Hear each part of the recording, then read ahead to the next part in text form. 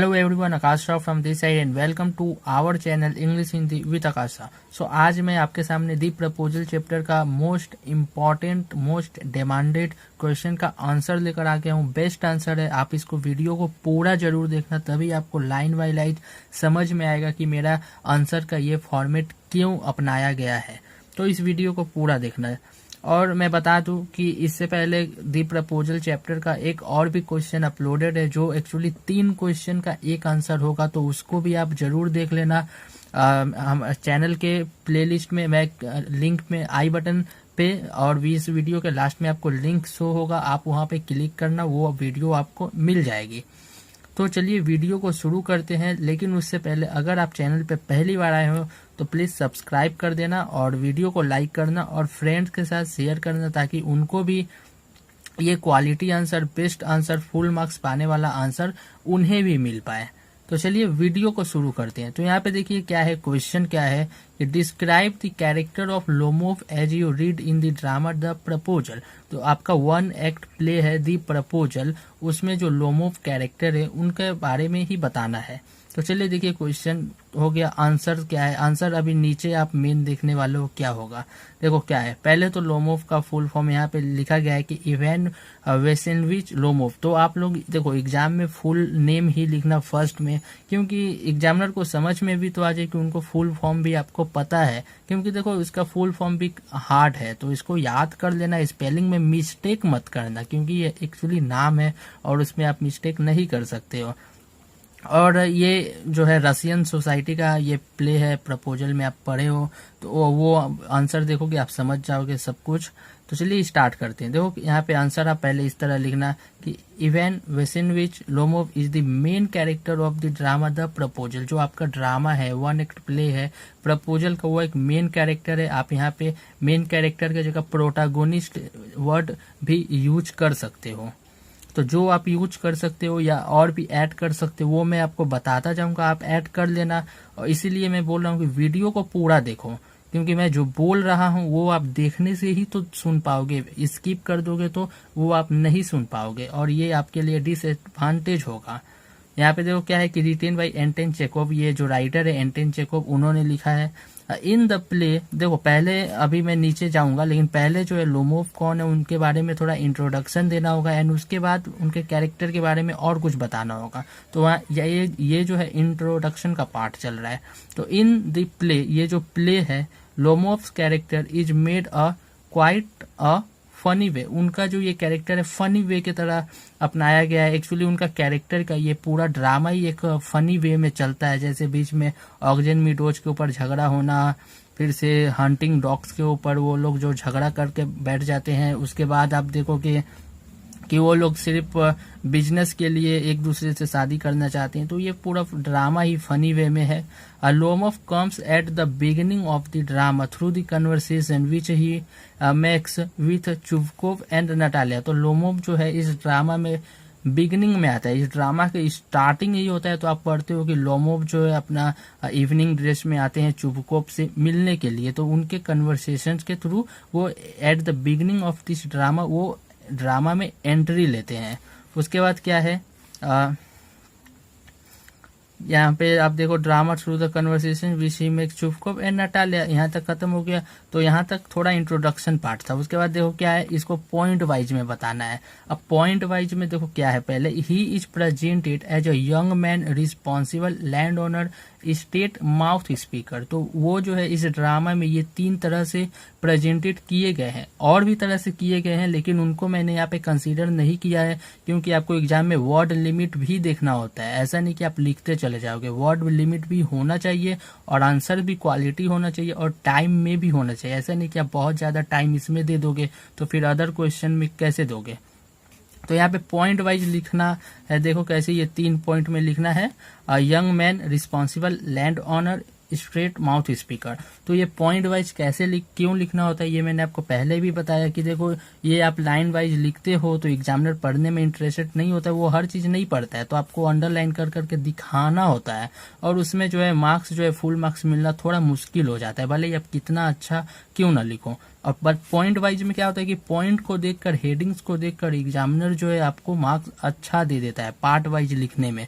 और ये मैंने मिसेस जोन्स के कैरेक्टर में भी ऐसा ही लिख कर दिखाया था। अगर आपने वो नहीं देखा है तो आई बटन पे मैं लिंक दे दूंगा, आप उसको देख लीजिएगा। थैंक यू मैम में द मिसेस जोन्स का कैरेक्टर को भी मैंने पॉइंट वाइज लिखाया था, इसी तरह से, एकदम इसी तरह से लिखाया था। वो अलग आंसर है, आप उसे भी देख लेना।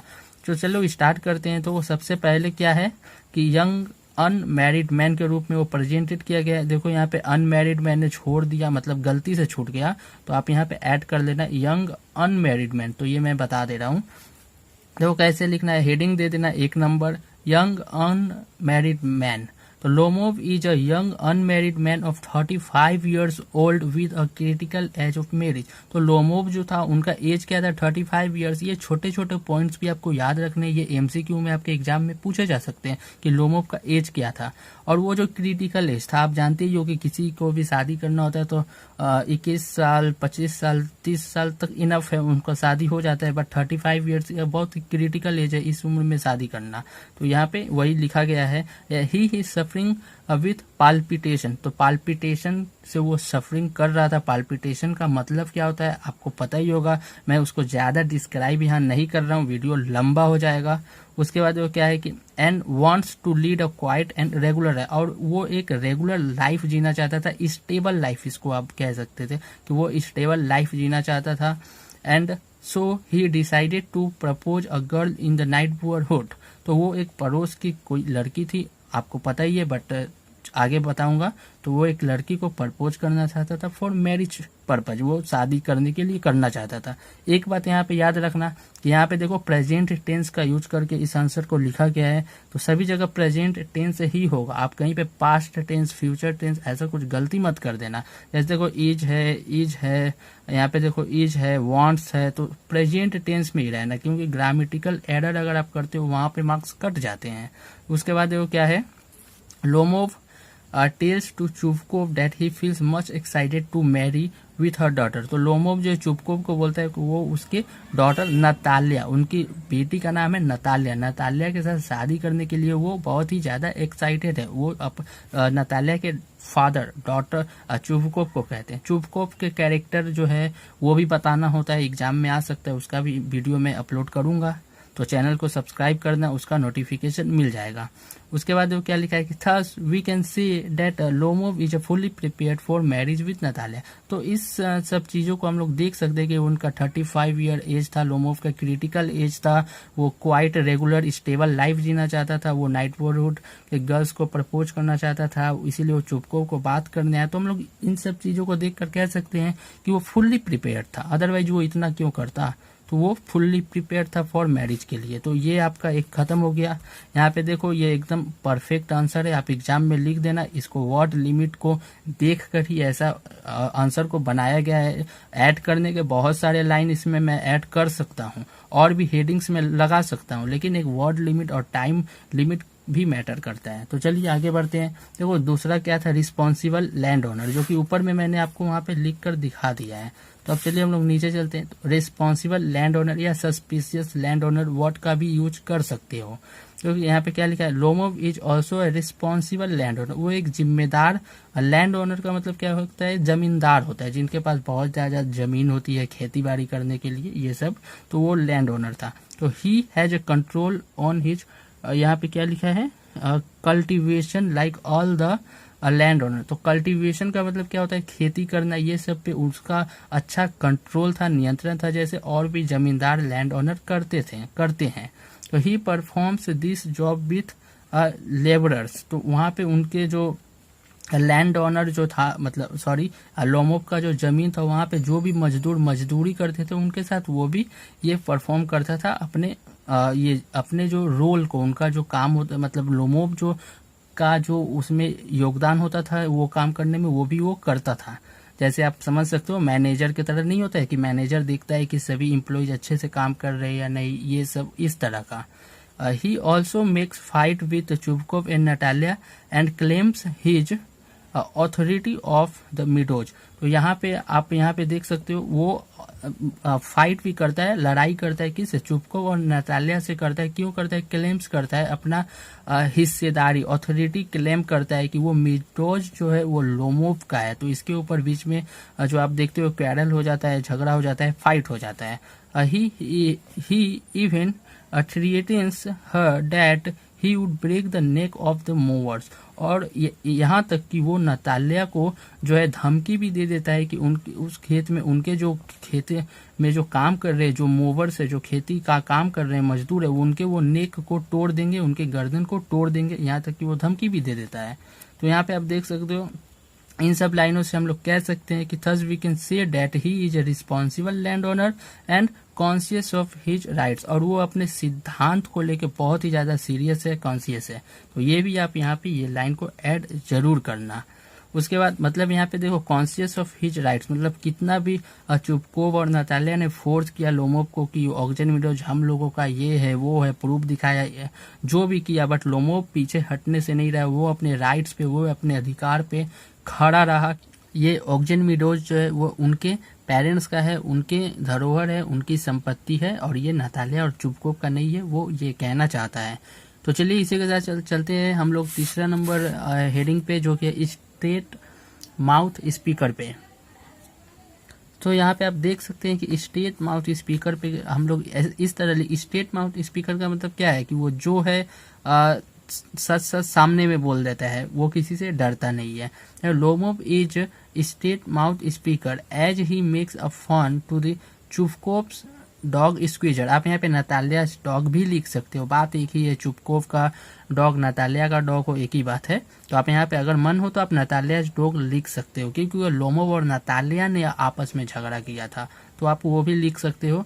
और यहाँ पे क्या है कि squeezer and he tells it half dead and overshot. तो लोमोव जो एकदम स्टेट माउथ स्पीकर है, पहले तो उसने कुछ शर्म नहीं किया, जो था एकदम सच सच बोल दिया। क्योंकि आप ड्रामा में क्या हम लोगों को ये देखने को मिलता है, प्रूफ क्या है कि वो स्टेट माउथ स्पीकर है। तो वो जो है he makes a fun to the Chubukov dog Squeezer. Squeezer तो नतालिया या चुपकोव के जो डॉग का नाम है स्क्वीजर, तो उसका वो मजाक भी उड़ाता है। क्या कहता है उसके ऊपर कि वो जो है हाफ डेड है, अधमरा है, आप इसको हाफ डेड है, अधमरा है देखने में, और ओवरशॉट है।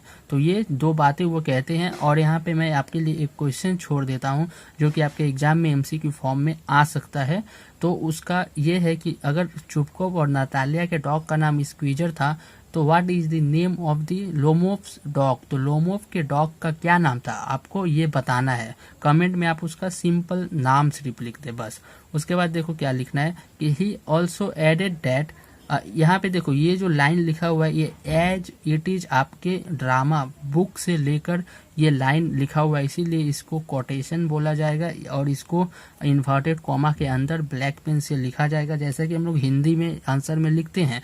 ये सब भी बहुत इंपॉर्टेंट होता है इंग्लिश में भी करना, क्योंकि हिंदी भी एक लैंग्वेज सब्जेक्ट है, इंग्लिश भी एक लैंग्वेज सब्जेक्ट है।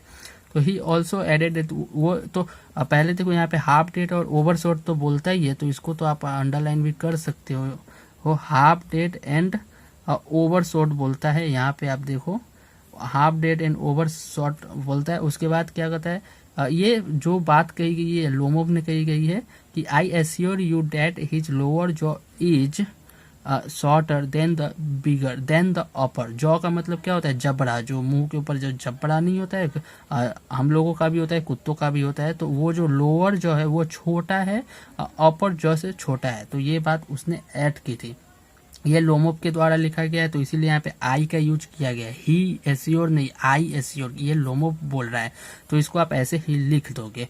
और यहाँ पे देखो 3 ही हेडिंग को मैंने लिया है, बस यहीं तक आंसर कंप्लीट होता है। नीचे जो लिखना है वो भी मैं दिखा रहा हूँ। लिखने को देखो चौथा हेडिंग भी आप लिख सकते हो, 5वां हेडिंग, 6वां हेडिंग लिख सकते हो। मैं 2 पेज और भी लिख सकता हूँ, लेकिन वर्ड लिमिट को भी मद्देनजर होना ही होगा। मतलब ध्यान में रखना ही है। उसको भी उसको आप क्रॉस नहीं कर सकते। क्रॉस मतलब आप बहुत ज़्यादा लंबा नहीं लिख सकते, क्योंकि आपके पास टाइम की भी शॉर्टेज हो जाएगी। फिर अदर क्वेश्चन को आप इनकम्प्लीट करोगे या छोड़ दोगे, तो वो तो खैर किसी भी तरह से नहीं करना है। तो आपको इतना एकदम बेस्ट आंसर लिख दिया गया है, एकदम मेन पॉइंट जो होती है उसको ही मैंने उठाकर हेडिंग के रूप में लिख दिया गया। अगर आप चाहते हो तो चौथा हेडिंग आप जोड़ सकते हो उनके बीमारी के बारे में, जैसे वो पाल्पिटेशन था, लूनेटिक के तरह ये सब वगैरह, हार्ट प्रॉब्लम जो था वो सब आप लिख सकते हो।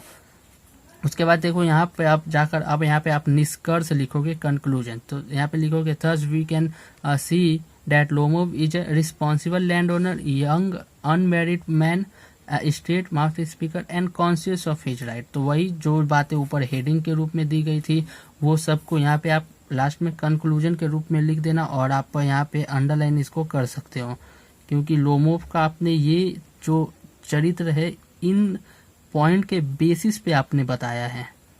और भी आप ले सकते हो, लेकिन आपने इनको बेसिस माना है, तो इसीलिए आप इनको अंडरलाइन करके लिख सकते हो। और यहाँ पे ये आंसर आपका कंप्लीट होता है। एंड अदर वीडियो में मैं आपको और भी कैरेक्टर इसका चुपकोव है, नताल्या है, और भी और लाइंस का क्वेश्चन बनेगा। लाइंस कुछ इसी तरह से आपका दे दिया जाएगा, और पार्ट में छोटे छोटे क्वेश्चंस बनते हैं, तो उसका भी मैं अपलोड करूंगा। तो चैनल को सब्सक्राइब करके बेल आइकन प्रेस कर दें ताकि आपको वीडियो का नोटिफिकेशन मिले। अगर वीडियो को लाइक जरूर कर दे। और जो क्वेश्चन था इस वीडियो के फर्स्ट में, जो क्वेश्चन था उसके जो 4 ऑप्शन थे उसका कमेंट कीजिए। और यहाँ पे लोमोव के डॉग का नाम क्या था ये भी मैंने पूछा है, तो उसको भी आप कमेंट जरूर कीजिएगा। मैं सही होगा तो रिप्लाई दे दूंगा, गलत होगा तो भी मैं आपको बता दूंगा। टेलीग्राम ग्रुप को अगर ज्वाइन नहीं किया है तो आप टेलीग्राम ग्रुप को भी ज्वाइन कर ले। डिस्क्रिप्शन में टेलीग्राम ग्रुप का भी लिंक दिया हुआ है। तो बस आज के वीडियो में इतना ही, और आई बटन को क्लिक कर लो, और इस वीडियो के लास्ट में जो भी प्लेलिस्ट का लिंक आएगा और ऊपर आई बटन पे जो लिंक आएगा उसको आप क्लिक जरूर करना, और उस वीडियोज को भी देखना। वो अदर चैप्टर के इंपॉर्टेंट क्वेश्चन आंसर और इस चैप्टर का जो क्वेश्चन अपलोडेड है उसमें आपको मिलेगा, तो उसको भी जल्द से जल्द देखकर कंप्लीट कर लेना है। तो बस आज के वीडियो में इतना ही, मिलते हैं नेक्स्ट वीडियो में। टेलीग्राम ग्रुप को ज्वाइन कर लीजिए और सभी के साथ थोड़ा इस वीडियो को शेयर कर दे, क्योंकि बेस्ट आंसर, क्वालिटी आंसर सभी को मिलना चाहिए। तो आज के वीडियो में इतना ही, मिलते हैं नेक्स्ट वीडियो में। तब तक के लिए पढ़ाई करते रहिए। All the very best.